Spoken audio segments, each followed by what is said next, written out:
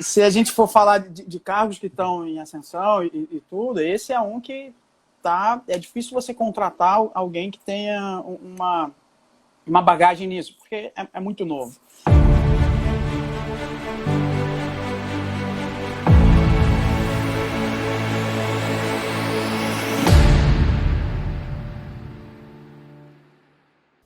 Olá pessoal, boa tarde. Vamos começar aqui mais um RH na quarentena nesse domingo. Hoje com um convidado especial, a gente vai falar de dados de mercado para RH. Vamos esperar aqui, vamos ver pro Nelson conectar. Olha ele aí. Reinaldo. Tudo bom, Nelson? Tudo bem, e você, cara? Bem também. Tudo Domingo, bom. mais um domingão aqui pra gente falar sobre um tema super interessante, super relevante, né? Acho que todo mundo tá nessa expectativa aí, Nelson, super expert, o cara que tem os dados, o cara que tem as informações. Verdade. Bacana. Legal, Nelson, primeiro obrigado aí por ter aceitado o convite. Nelson, com uma agenda super disputada, a gente estava querendo até trazer tentou acho que uns 2 finais de semana antes. 2 finais de semana, é isso, cara. Não foi, mas agora a gente conseguiu. Então vamos começar, né? Porque é o que eu estava falando com você antes da gente entrar. 1 hora parece muito, mas na minha experiência aqui tem sido pouco para falar. Eu acho que esse tema vai render, o pessoal tem bastante dúvida. Então, eu sempre começo falando de como eu conheci o convidado e por que eu acho que ele tem a agregar aqui para a nossa audiência, para o canal do Alta Performance. Então, eu conheci o Nelson, cara, já tem alguns anos, se não me engano, a primeira vez que eu tive contato com o Nelson, ele não estava na consultoria ainda. Aí, ó, o filhão aí. Aí, galera, a participação especial, ó. Participação especial. Aí. Invadiram aqui. Veio o cantinho aqui, o cantinho mais silencioso aqui da casa. Eles não podem me ver quieto já. Mas eles que mandam no eu costumo dizer, eles são o conselho de administração aqui da minha empresa. Então Tá certo. Então eu estava falando, quando eu conheci o Nelson, foi, pelo que eu lembro, quando a gente tinha um grupo de benchmark aqui no Rio, o Remunera. Remunera, sim. O Remunera, eu estava em outra empresa na época, coordenando a área de remuneração, e o Nelson sempre muito ativo ali com o público de remuneração, coordenando o grupo. Então eu tive esse contato com ele lá atrás. Eu não lembro se você já estava na consultoria. Não, nem estava. Mas você estava na Vale ainda. Na Vale ainda. Isso. É verdade. Estava na Vale. Com a Kátia. A Kátia, eu conheci a Kátia pelo GES. Sim. E aí depois você pelo Remunera. E aí, tempos depois, o Nelson migrou para a consultoria e ele virou uma referência aqui de informação salarial, principalmente para o Rio de Janeiro, né?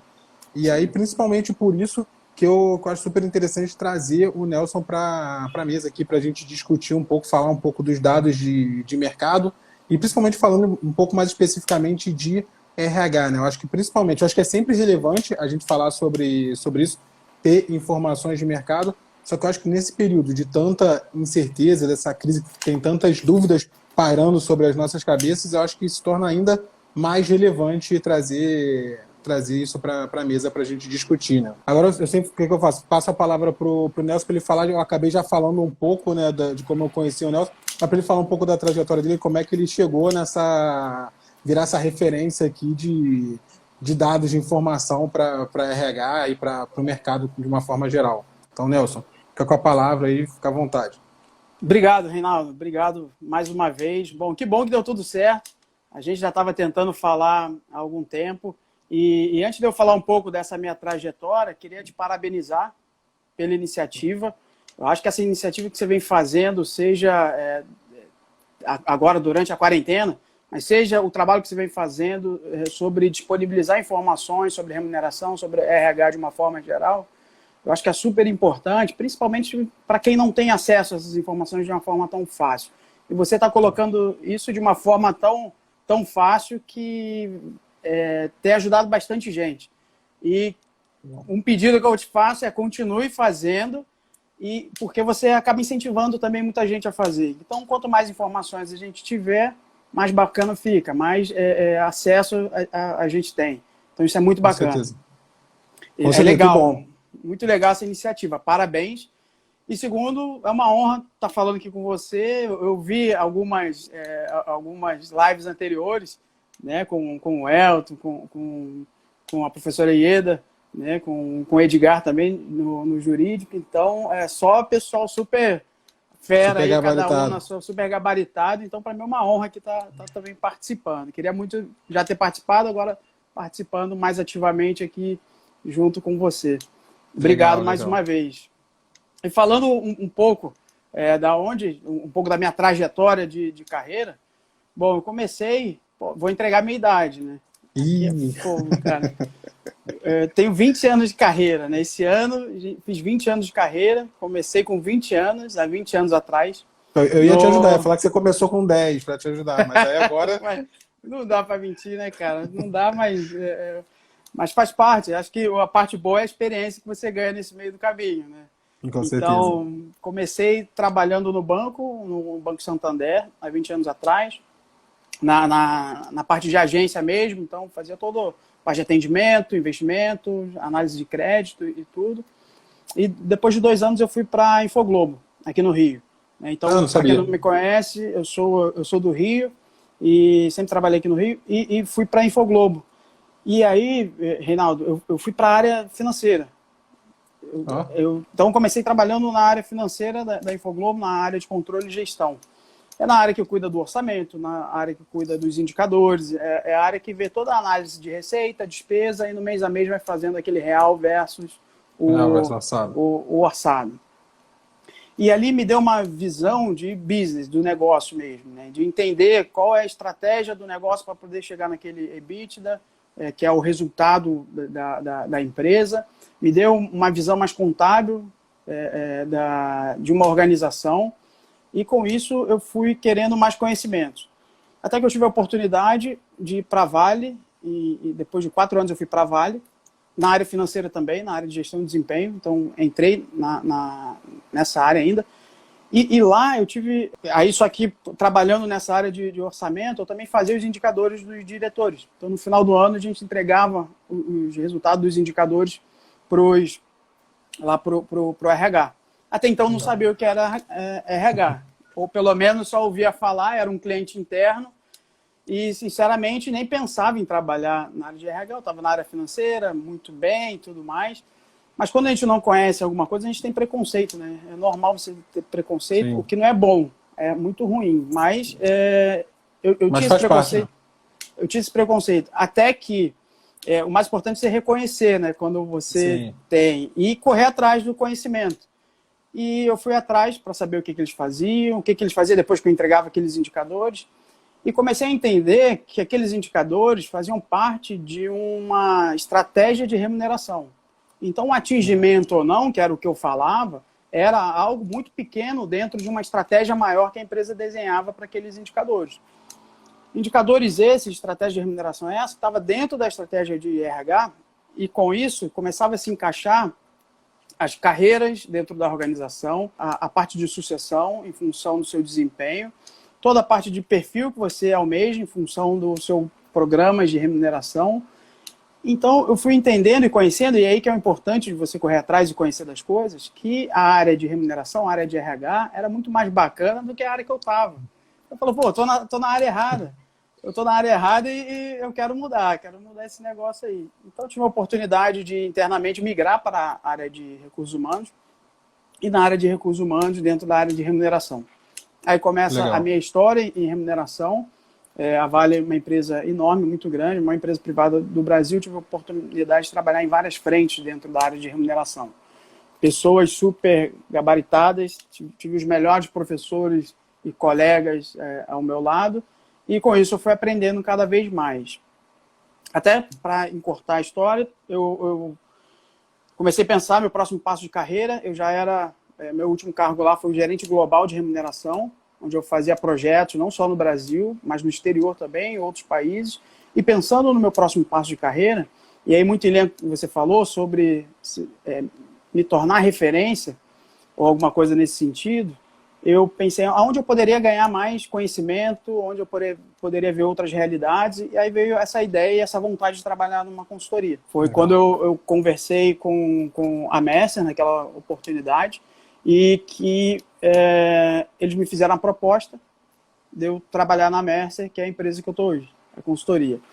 Bom, lá uma das maiores consultorias também, né? Isso. Brasil, Aí, tá.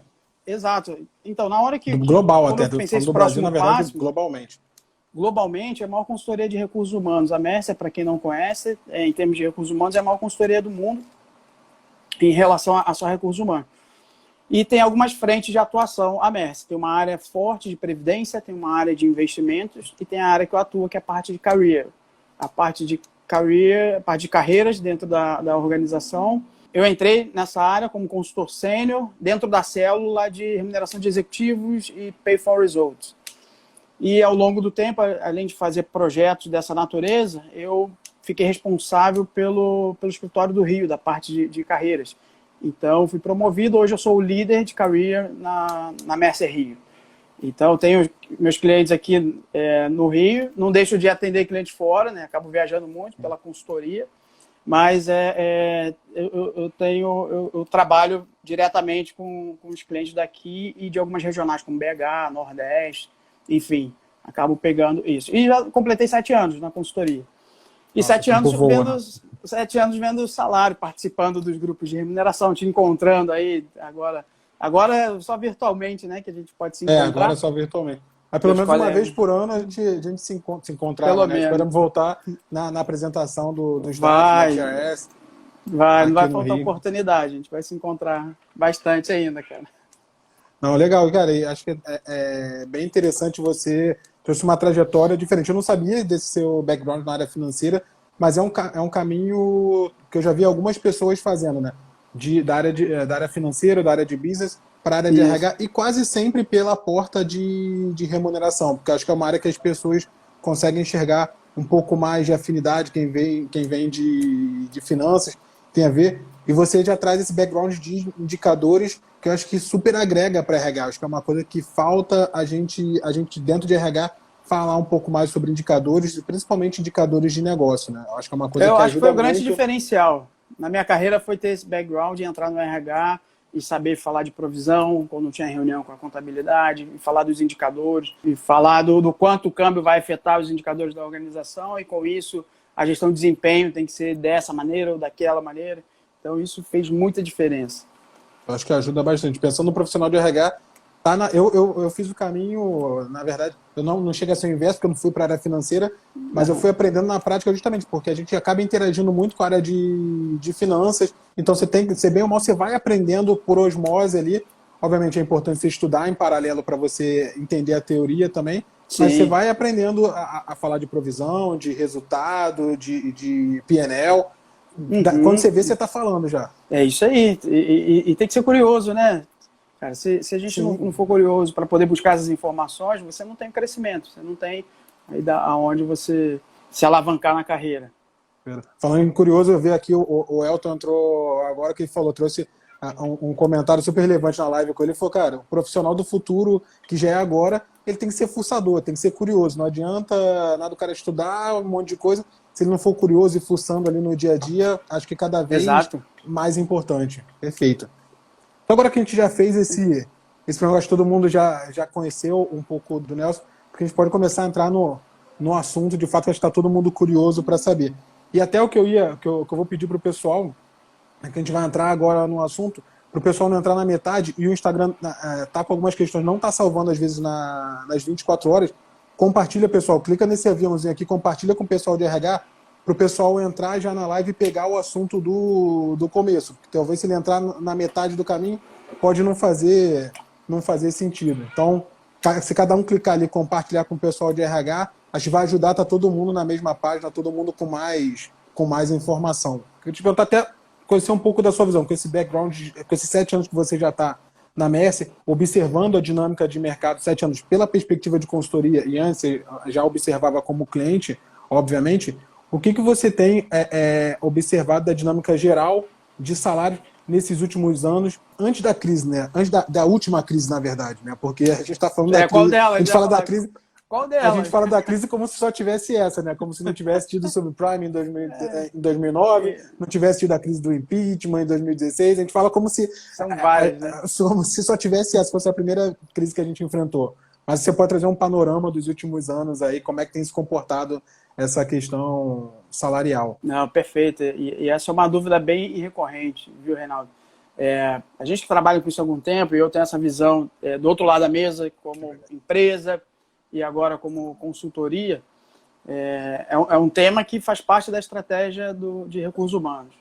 E quando a gente fala em salário nos últimos tempos, foi por isso que eu perguntei, né? Qual crise? Porque a gente sempre está se preparando para uma retomada em função de uma crise eminente, uma crise que acabou de acontecer ou que vai acontecer. E como se comporta o salário nesse movimento? Eles sempre ficam bem próximo da inflação, tá? Bem próximo ou abaixo. Mas tem um dado interessante aqui no Brasil, que isso acaba, não vou dizer, não sei se a palavra me incomodando, mas acaba sendo uma grande diferença quando a gente compara com países da Europa ou com os próprios Estados Unidos, que é a discrepância salarial entre executivos e os analistas e o chão de fábrica, né? Essa diferença entre esses salários, eles são, no Brasil, é muito mais alto do que nesses países, né? Sim. Tanto que você vê, não é incomum você na Europa, por exemplo, você deixar de receber uma promoção, você não aceitar uma promoção para um cargo maior, um cargo de liderança, em função do salário. O salário não vai ser tão atrativo assim, um percentual de aumento não é tão alto assim, então você nem aceita e lá não tem problema nenhum, ok, em função disso. Aqui no Brasil, quando você muda de analista para um gerente seja de primeira linha, seja um gerente executivo, eu costumo dizer, quando a gente dá esse treinamento, que você muda, inclusive, sua classe social. Você muda, você vai de um patamar diferenciado. De 5 você vai para 12, de 6 você vai para 15. Então, essas diferenças de salário, é claro que não de uma vez, estou sendo um pouco mais extremo aqui, mas essa diferença ela é muito grande aqui no Brasil. Isso não vem diminuindo não, tá, cara? Sempre, se for uma pergunta que você vai me fazer, eu vou falar, isso não vem diminuindo. Então, nós da área de remuneração, a gente tem que estar muito próximo disso e entender essas diferenças, tá? Então, são reflexões que eu faço quando eu estou com um público que trabalha com recursos humanos. Você tocou num ponto interessante. Quando a gente trabalha em multinacional, eu não sei se a Vale tinha essa dinâmica, mas eu trabalhei em outros multinacionais com matriz em UK, com matriz na Alemanha, e todas essas multinacionais que têm matriz, os tomadores de decisão, fora dessa dinâmica da América Latina, eles têm muita dificuldade de entender isso, né? Porque você fala, a promoção da pessoa vai ter uma promoção de 20%, a pessoa fala, mas não faz nenhum sentido. Como você vai dar 20% de uma vez? Como você vai dar 20%? Aí você tem que explicar. E quando eles estão aqui, logo numa última experiência que eu tive na ThyssenKrupp, que tinha muitos alemães, ele ficava falando, não, mas não faz sentido, não pode ser. Eu nem lembro qual a última vez que eu tive um aumento de salário maior que 10%. E aí um desses gerentes gerais, eu falei, tá, mas deixa eu trazer para você. Na Alemanha, você tem essa diferença, você tem essa dimensão que aqui você ganha quase 30 vezes mais ou mais do que o operador aqui? Aí nesse momento ele parou e falou, realmente, não tem essa diferença. Então, é por isso, não é porque você está aumentando muito, é porque a diferença é muito grande. Se você der botar um cap, um limitador de 5%, essa pessoa vai demorar 100 anos e não vai Exatamente. chegar. Exatamente. Então, é uma dinâmica interessante. Sim, eu não tive tanto problema porque o headquarter era no Brasil, na Vale, então ficava mais fácil da gente tocar isso, certamente. Mas eu tenho esses problemas agora na consultoria para explicar para os clientes que são globais, lá fora, justamente essa diferença, né? Essas e outras diferenças que tem coisas que só tem no Brasil, né? Então a gente tem que explicar constantemente. Mas em termos de salários, eu vejo esse panorama de uma forma geral. Você comentou da inflação e é justamente isso que eu observo também como parte interna. A gente tivemos alguns anos ali que a gente vinha com aumentos de mercado acima da inflação, de inflação mais 3, e a inflação já era relativamente alta lá em 2011, depois da crise do subprime ali, 2009 e 2010, a gente teve uma aceleração na curva da economia, e aí a gente vinha mercado caminhando a INPC mais 3, e a gente tinha um INPC de 7%, então as pessoas vinham os salários andando num ritmo de 10%, né? Talvez sem contar, em alguns casos, sem contar mérito, promoção.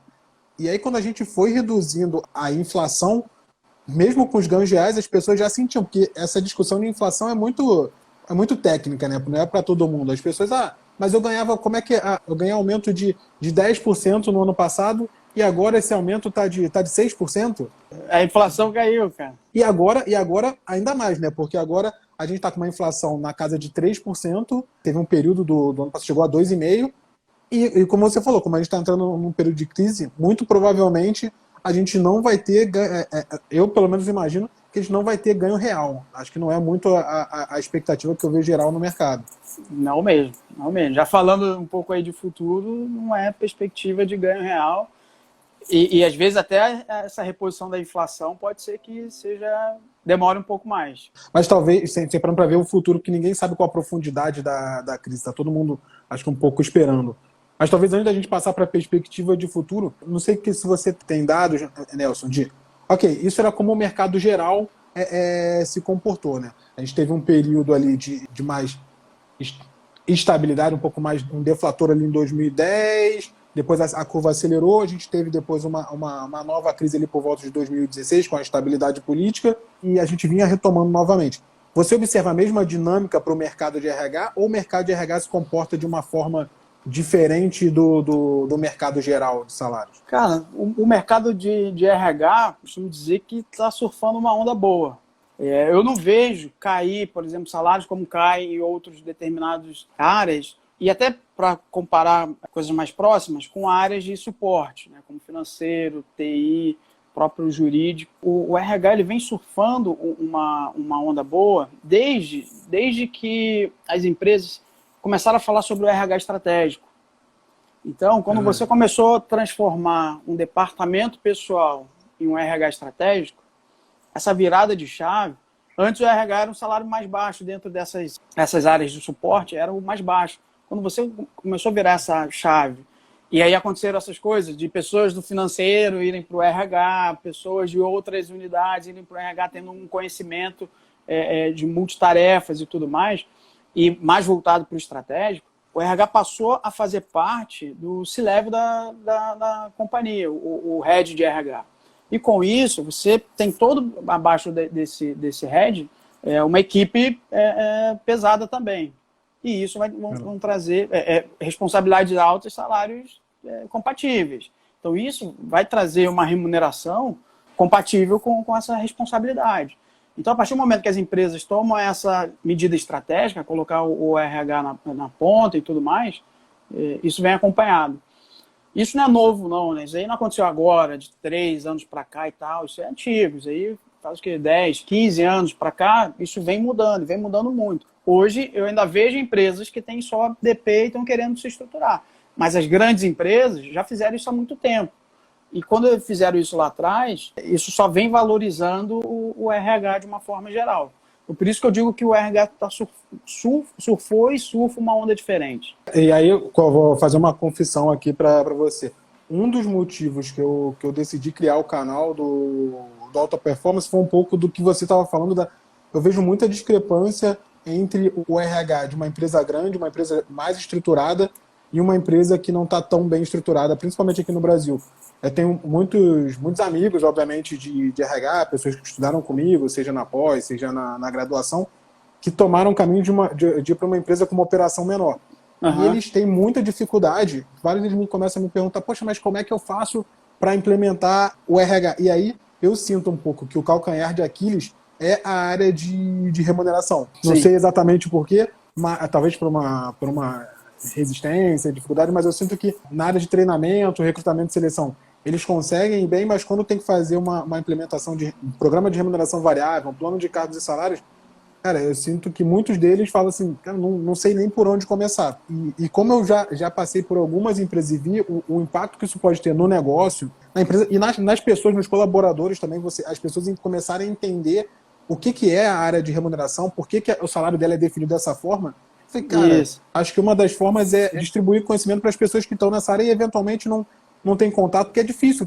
Dentro das grandes empresas, você acaba aprendendo com alguém que já passou por isso. Você tem um gerente de remuneração, e é aquele analista júnior que entra ali, ele vai sendo capacitado. Mas dentro de uma empresa menor, que o cara tem que ser generalista quase que desde sempre, é difícil, né? É difícil. Então, acho que esse é um dos intuitos de ter o canal aqui e compartilhar conhecimento com o pessoal. E aí, Nelson, aproveitando você falando dessa valorização do RH nos últimos 10, 15 anos, eu concordo, eu percebo isso muito conversando com pessoas que já estão no mercado de RH há mais tempo, sentem essa diferença.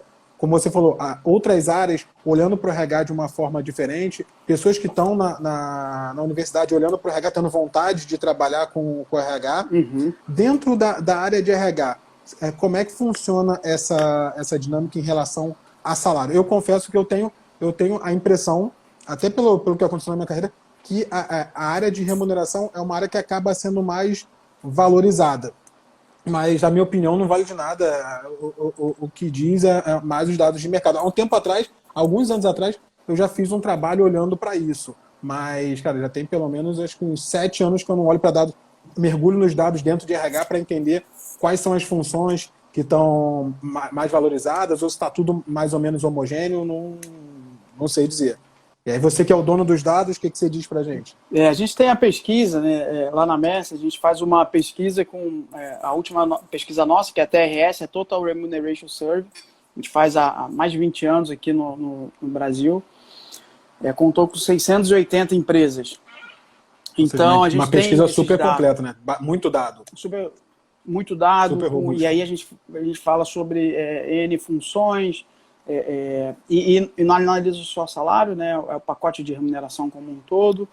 E eu consigo fazer essa separação, mesmo dentro do RH.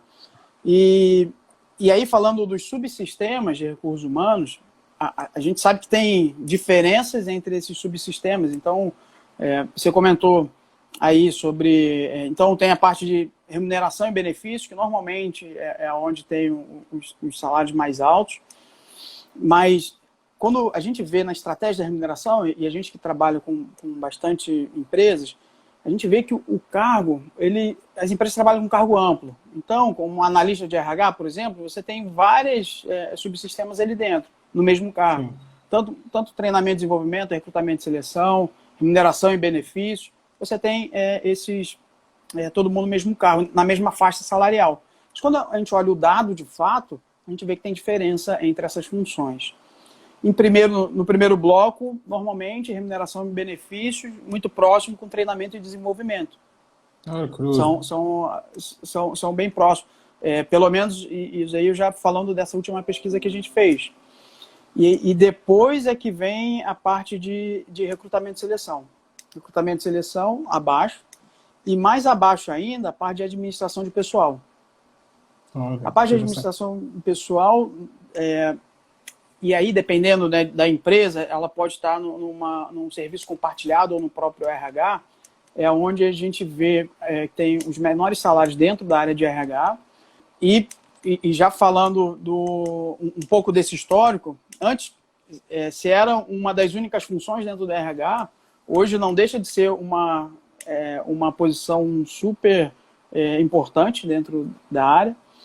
Mas quando a gente vê que não mexe tanto na estratégia, fica muito mais no operacional. Na execução, não. E na execução, então isso tende a diminuir o salário em função disso. Então, por isso que a gente vê várias pessoas que começaram sua carreira no DP hoje trabalhando em remuneração. Então foram para esse viés mais estratégico. Acabei não falando qual faltou? Mas faltou do Business Partner. Business Partner, que eu imaginava que estaria ali próximo da... Então, é interessante, cara. O BP... para quem não conhece, né, é um consultor interno, né? O HR Business Partner é um parceiro de negócios do recursos humanos. Então, você tem a área lá, a área operacional, uma área de negócio da empresa, e tem alguém do RH trabalhando, ele é mais generalista, trabalhando junto a essa área lá no final.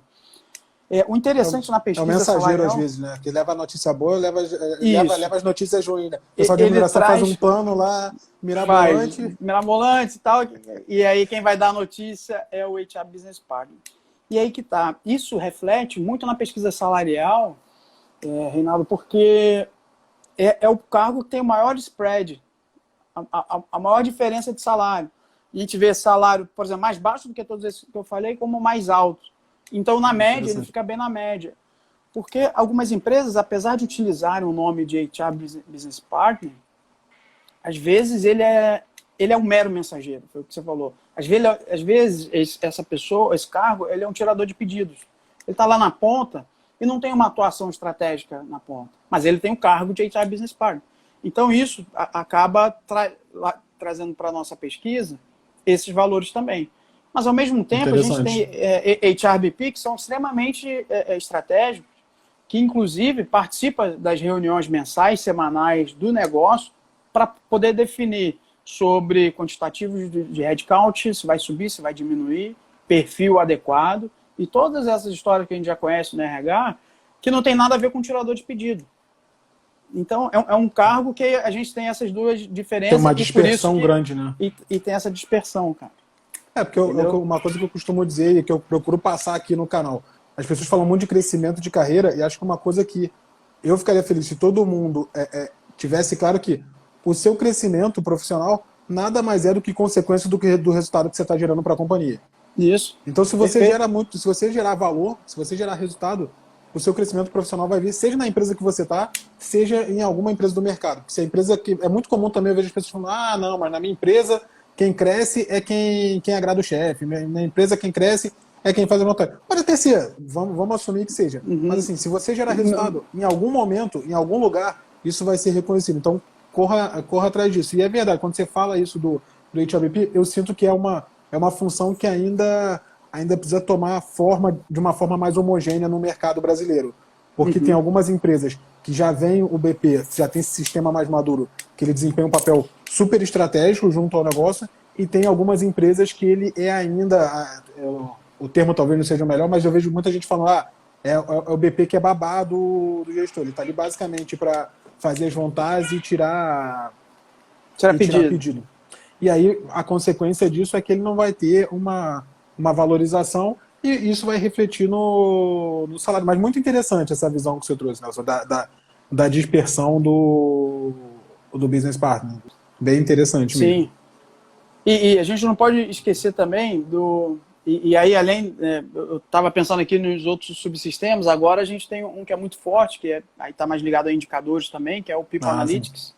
Sim. Eu vi o Elton aí entrando, aí não posso deixar de falar do People Analytics, que é muito novo, tá? Para o RH muito novo, são cargos de ciências de dados que começam a compor a área de recursos humanos. Se a gente for falar de hot jobs, né, que são... aí o Elton deu o like ali, ó. Se a gente for falar de cargos que estão em ascensão e tudo, esse é um que é difícil você contratar alguém que tenha uma bagagem nisso, porque é muito novo. Inclusive, na Mercer tem um treinamento que a gente dá para os clientes, né, para quem for de RH, que é o Mercer Learning, que a gente fala sobre... tem vários módulos, né? Um deles é administração salarial, sobre remuneração e tal, e eu sou instrutor de um deles. E, normalmente, os alunos, o pessoal que participa, são pessoas do RH, que têm experiência e tal. No final do ano passado, eu estava dando um treinamento e a gente estava quebrando o gelo ali, se conhecendo, aí teve um que eu perguntei, né, formação, trabalho, ele falou, pô, Nelson, prazer, eu não tenho experiência em RH, não sei o que é isso, eu sou formado em física. Nossa! Entrei no RH aqui, da empresa XPTO, e vim fazer os treinamentos da Mercer para entender o que é um RH. E ele foi trabalhar com ciência de dados, ele vai fazer People Analytics para essa empresa.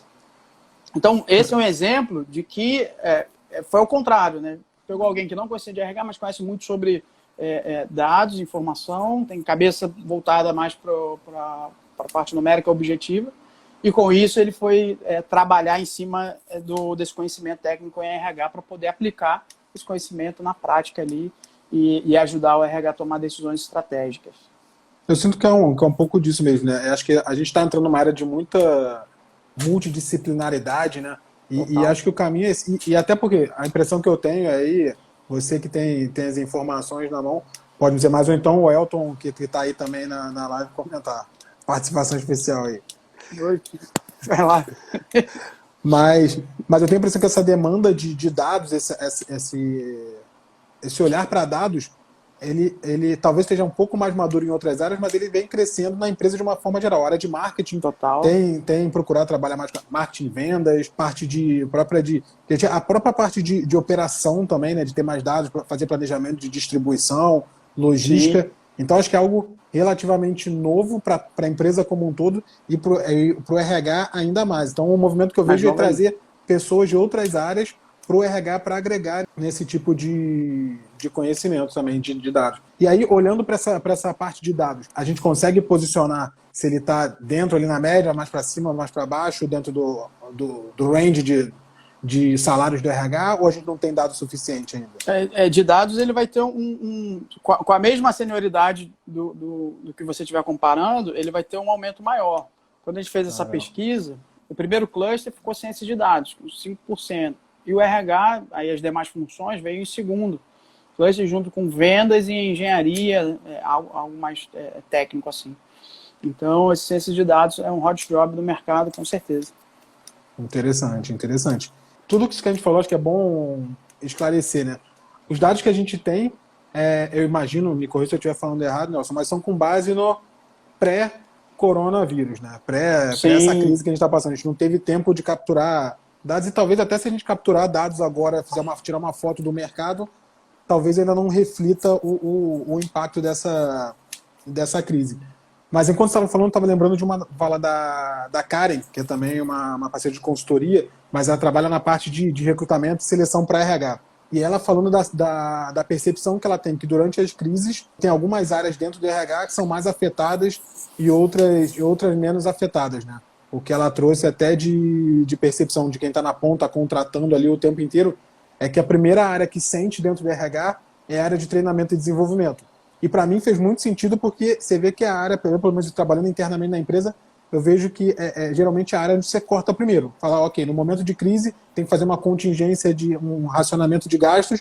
Cara, vamos dar freeze nos treinamentos e aí depois a gente vai... Geralmente treinamento e viagem, né? E inclusive treinamento e viagem muitas vezes estão bem associados. Tem muita viagem para treinamento. E ela falou, cara, a estrutura também acaba sendo absorvida um pouco ali na área de treinamento. E um outro dado que eu não esperava que ela trouxe é que os business partners sofrem um pouco mais na crise também.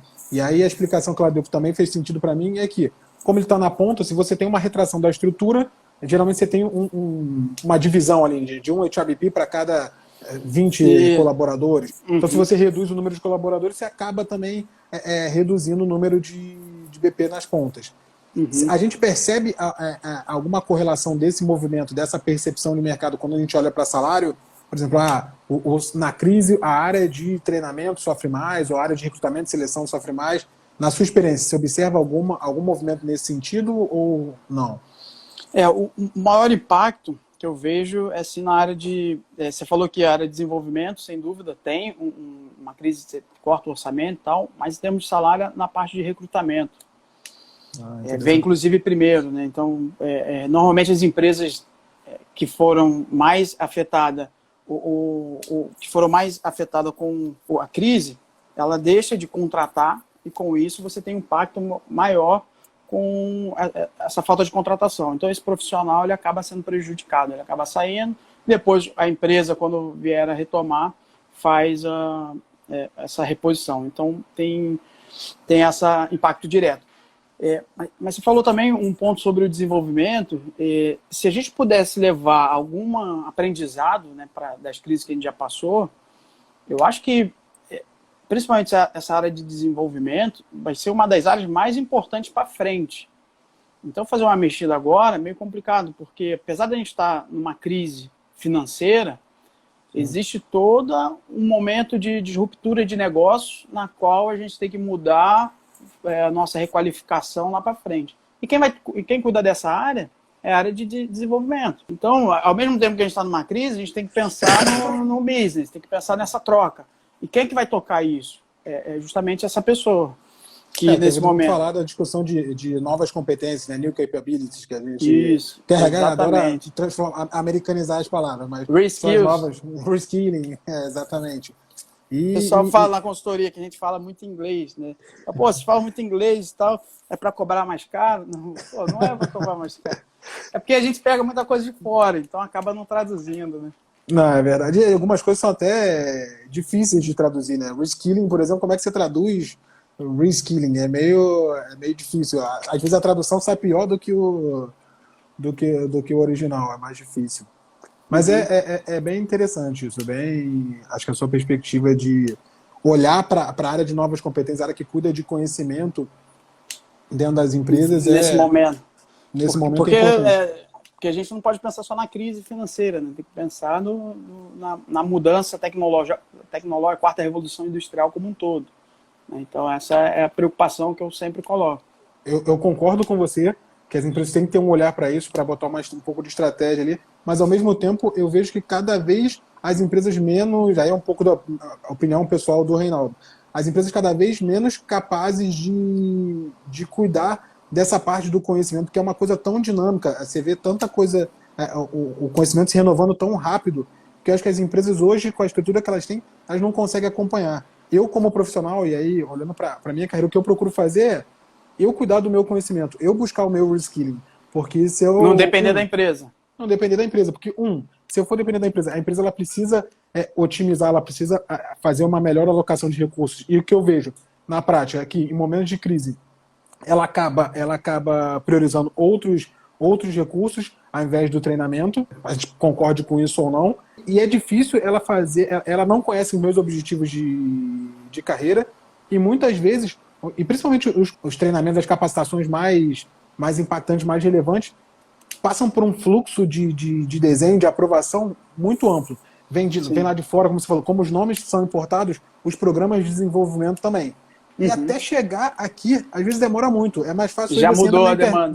Já mudou a demanda, exatamente. Então, eu, pelo menos para mim, olhando para a minha perspectiva profissional, eu prefiro correr atrás do meu reskilling. Então, buscar na internet, hoje tem tanta coisa disponível na rede, e coisa de muita qualidade. Sim. Algumas pessoas têm essa sensação de, não, mas tem curso gratuito na internet, mas não é bom. O curso bom é um curso caro. Cara, tem muita coisa de muita qualidade na internet hoje. Eu, pelo menos, tenho essa percepção. E aí, talvez, Nelson, olhando para... A gente falou um pouco do background, né, do passado, como é que vem se comportando no mercado de salários aqui no Brasil, um pouco de como, de uma forma geral, como que o mercado... Falamos mais especificamente do mercado de RH, como o mercado de RH se comporta na crise. E aí eu queria ouvir um pouco de você, quais são as perspectivas para o futuro, né? Ali para o futuro, talvez para o longo e para o curto prazo depois dessa crise. Eu imagino que seja muito prematuro falar que a gente não tenha dados muito concretos em relação a isso, mas você na consultoria acaba interagindo com muitas empresas e ouvindo muito de quem tá olhando para tomar decisão. E qual a percepção que você tem tido do caminho que a gente vai tomar daqui para frente? Não, bacana. Falar é complicado, foi o que você falou. Falar do futuro é complicado. Fica tranquilo. Uma coisa que eu vi de um professor meu muda muito. Que me deixa mais tranquilo quando tem que fazer projeção, e eu sempre brinco com o pessoal da equipe, a única certeza que a gente tem quando está fazendo projeção é que a gente vai errar. Vai errar. O cara que é muito bom, ele vai errar por pouco. O cara que não é tão bom assim, ele vai errar por muito, mas todo mundo vai errar na projeção. A projeção foi feita para errar. Exato. A gente não vai acertar, né? A gente quer chegar próximo ali ao que vai acontecer. E o bacana aqui na consultoria, a gente tem a consultoria espalhada em 140 países, né? Então, alguns países já passaram pelo momento que a gente está hoje. Então, nada melhor do que aprender com quem já passou. Fase de quarentena, por exemplo. Então, a gente tem acesso a muito material aqui. E a Mercer fez um point of view, que a gente chama, que eu até fiz um webinar há 2 semanas atrás, que para olhar o futuro e para pensar essa retomada, a gente considera 3 R's. Reagir, retornar e reinventar. Tá? O reagir é o primeiro momento. É o que aconteceu agora em março. Tá todo mundo pegando, ninguém pode sair na rua. Beleza, quarentena, a gente tem que reagir. Quais foram as reações que a gente viu? A primeira, de imediato, falando em RH, é colocar todo mundo em home office. Algumas empresas não estavam preparadas, algumas empresas não tinham políticas, algumas empresas se viraram para fazer e funcionou. E deu certo. Porque isso é curioso, todo mundo funcionou. Eu falei mundo... numa outra live, acho que foi com a Lilian, a gente falando de inovação, de futuro. A gente discutia esse RH há 10, 15 anos, pelo menos 10 anos isso era discutido. Nossa. Não, vamos fazer, não, mas tem um aspecto jurídico, não, mas a infraestrutura. 10 anos discutindo. Em 2 semanas, todas as empresas fizeram acontecer. Nada como um problema real para fazer as pessoas para poder as pessoas irem para o que tem que fazer, mobilidade e tal. E funcionou de tal forma, você deve estar acompanhando aí, que o Twitter, Facebook, Google lá nos Estados Unidos já vão colocar os empregados para sempre em casa. Quem quiser trabalhar em casa pode trabalhar. Algumas empresas aqui no Brasil já vão colocar até dezembro e depois vão reavaliar. Então esse vai ser o novo normal. Então, em função do primeiro R, que foi o reagir, eles já estão se reinventando, foram para o terceiro R. Algumas empresas, aí você falou sobre curto prazo, e falando de salário, já fizeram congelamento de salário para esse ano. Então, já tomaram essa decisão de congelar salário e a gente tem dado 36% das empresas estão reduzindo carga horária, jornada de trabalho e usando redução salarial. Né? Usando a MP aqui no Brasil. Então, essa reação ela é diferente em função da maturidade da empresa, do business que ela atua e no que for essa reação. Depois, a retomada, agora a gente começa a falar de retomada com as empresas, com meus clientes, que é como eu vou voltar, o que eu preciso fazer, o que eu preciso considerar, se eu vou fazer rodízio de pessoas indo e vindo, esse tipo de coisa.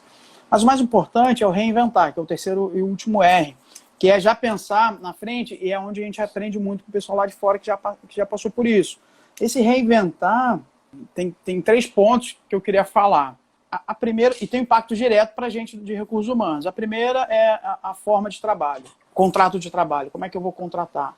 Será que eu vou precisar da mesma quantidade de horas que eu precisava antes das pessoas? Será que eu não posso otimizar isso? Será que eu não posso contratar part-time? Será que eu não posso contratar dia sim, dia não, dependendo da função e da entrega dessa pessoa? Então, isso impacta diretamente. Isso está ligado também ao que a gente fala na transformação do RH, o HR Transformation. A nova forma de ver o RH ajudando e suportando as empresas. Isso está ligado diretamente. Então, imagina que dentro disso tudo a gente vai considerar a inteligência artificial, People Analytics e todas as ferramentas que existem. O que a gente percebe é que a pirâmide organizacional, do jeito que a gente conhece, a pirâmide piramidal, a base é maior do que o topo, ou do que pelo menos o meio. Ela não vai ser mais uma pirâmide hierárquica. A gente vai ter... por quê? Porque na pirâmide tem muita coisa operacional de dia a dia. Muita execução, né? Se você trocar a execução operacional por máquina, por inteligência artificial, então você vai diminuir a base e aumentar a gestão do processo como um todo. Então você vai precisar de uma senioridade maior, uma gerência para poder tomar conta de um processo que antes era feito por 10 pessoas, agora é feito por uma máquina. Então, você percebe como muda as coisas? Antes você tinha uma pirâmide hierárquica, agora você tem um losango, sei lá, um diamante. Né? Então, isso vai mudar. Isso vai mudar a forma que você contrata as pessoas. Se você muda a forma como você contrata as pessoas, aí eu falei que são 3 pontos. Aí você muda a carreira. Como é que vai ser a carreira daqui para frente? Não vai ter mais a carreira tradicional, onde eu subo verticalmente. As carreiras elas vão ser horizontais, elas vão ser em função das suas habilidades e competências. Então, se a gente está falando de trabalhar por projetos agora, eu vou precisar de fulano de tal, não é mais de fulano de tal, é das competências XYZ para projeto tal. Se você tiver, você vai. Se você não tiver, você vai correr atrás para ganhar essas competências para poder entrar em próximos projetos como esse. E por fim, eu falei de forma de trabalhar, de carreira, e por fim a remuneração. Bom, se eu vou trabalhar com um tempo diferente, minha remuneração vai ser diferente. Então a gente da área de remuneração começa a pensar formas de remunerar completamente diferente que é feita hoje. Hoje a gente monta uma tabela salarial para o cara que vai trabalhar 40 horas, 44 horas por semana, e beleza. Cara, isso acabou. Lá na frente, já pensando no reinventar e aí longo prazo, que é um dos pontos da sua pergunta, isso vai ser completamente diferente lá para frente, de tal forma que nós, do Recursos Humanos, e especificamente da área de remuneração, a gente vai pensar novas formas de remunerar. Concordo 100% com você. Eu vejo que a gente já vinha caminhando nessa direção, né? Fiz um projeto recentemente na empresa que eu estava, a gente tentou inverter justamente essa lógica. E é complicado, porque as pessoas têm muito esse mindset ainda de eu recebo pela quantidade de horas. A gente fez um trabalho já pegando um pouco de carona nessa questão da reforma trabalhista, a gente fala, cara, essas pessoas aqui, por exemplo, engenheiro, que tem um nível de qualificação alto, mas você tem muitos deles que ainda tem o pensamento de, se eu não sou gestor, eu quero receber por hora extra. Então, se eu trabalhar X horas, eu vou receber mais. Ele falou, não, vamos inverter essa lógica. Na verdade, ok, você vai ter o seu salário base ali fixo, mas a proposta que a gente tem não tem mais hora extra, mas você vai ter uma remuneração mais variável bem mais agressiva. E aí, nessa remuneração, como de um gerente. E aí, nessa remuneração variável, não importa quantas horas você trabalha. Óbvio que tem que ter um balanço na conta de você vai entupir a pessoa de projeto, até porque senão o seu resultado também não vai ser bom, mas você vai receber pelo impacto, pela qualidade, pela geração de resultado do seu projeto. E aí você pode até ganhar mais, até se você tiver uma performance excelente, você pode ganhar mais do que com as horas extras que você tinha. E eu vejo principalmente os times que já trabalham por projeto, já tem uma visão de gestão de projetos já um pouco mais adiantados em relação a essa visão de trabalhar, de ser recompensado e remunerado por entrega e não necessariamente pela quantidade de horas, né? Eu acho que isso é um caminho que a gente está traçando. Talvez essa crise acelere mais, né? Essa visão. É o que eu esperaria. Bem interessante. E aí, Nelson, a gente já está chegando próximo do final, faltam aproximadamente 5 minutos. Já? Falei para você, cara. Passa rápido, cara. Falei. Então, uma das últimas perguntas aqui da gente ir para as considerações finais. Qual o perfil, olhando esse contexto que a gente está projetando para o futuro, qual você acredita que é o perfil de profissional que vai se dar bem lá? Então, até porque eu acho que, pensando no perfil de profissional que vai se dar bem lá nesse futuro de curto, médio prazo, a transformação, reinventar, pegando carona na sua estrutura, na sua narrativa, qual é o processo de reinvenção que os profissionais têm que fazer, né? Porque às vezes a gente fica falando muito da reinvenção da empresa, mas qual a reinvenção que a gente como profissional tem que fazer para estar preparado para esse cenário? Sem dúvida. É o reskilling, né, que a gente estava falando, que é a requalificação. Então, porque a gente começa a ter uma preocupação dos empregados de serem trocados por uma máquina. Falar, daqui para frente, meu trabalho vai ser feito por um robô e tal, tal.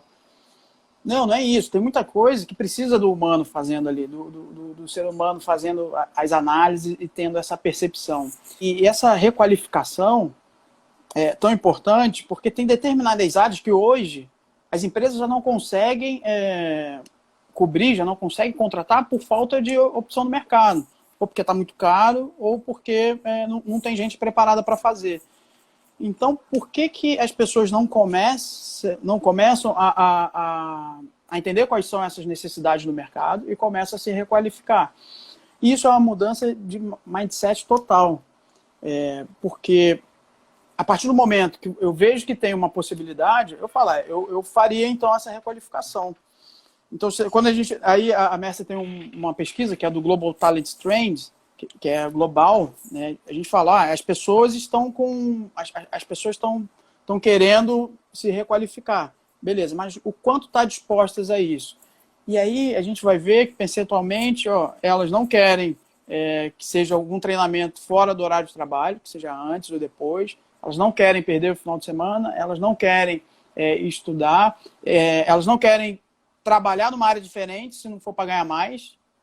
Ou seja, você não tem o conhecimento da outra área, mas eu só vou mudar se eu ganhar qualquer no salário. Então, ao mesmo tempo que as pessoas dizem que querem se requalificar, quando surgem as oportunidades, a gente não vê na prática isso acontecendo. As pessoas dispostas a pagar o preço, mesmo que não seja um preço financeiro, né? Exatamente. Que é uma forma que se tem para poder você ganhar experiência, porque você só vai ganhar fazendo. Então, o recado que eu dou é esse. Se tiver oportunidade, faça. Se tiver oportunidade aparecer, é assim que você vai ganhar essas competências que você não tem hoje. Tá? Então, pensa isso como um investimento. e não como uma perda de tempo, não como eu poderia estar ganhando mais uma coisa que eu já sei, sabe? Então é esse o recado que eu dou normalmente. Perfeito. Eu acho que, cara, uma visão que eu tenho para mim, você que descobriu hoje veio da área financeira, deve ter essa mesma visão. Mas eu comecei a estudar a parte de mercado financeiro mais recentemente, e a gente avalia upside e downside do investimento. Né? E eu vejo, cara, que conhecimento é um dos investimentos com maior taxa de risco e retorno. Porque geralmente você tem um risco muito controlado, você vai perder no máximo o que você investiu e o seu tempo, ok? Sim. Que vale bastante, mas a possibilidade de upside, a possibilidade de ganho, de retorno que você tem, cara, é imensurável. Eu acho que é o único investimento que você consegue aí em 5 anos, principalmente começo de carreira. Você triplicar, isso, com certeza. Triplicar seu ganho. É um negócio assim, tem uma escalabilidade muito grande. Nelson, a gente está aqui na contagem regressiva, faltando um minutinho. Queria te agradecer muitíssimo pela participação. Acho que foi, cara, muito interessante. E aí vou te passar nesse 1 minutinho para você fazer suas considerações finais.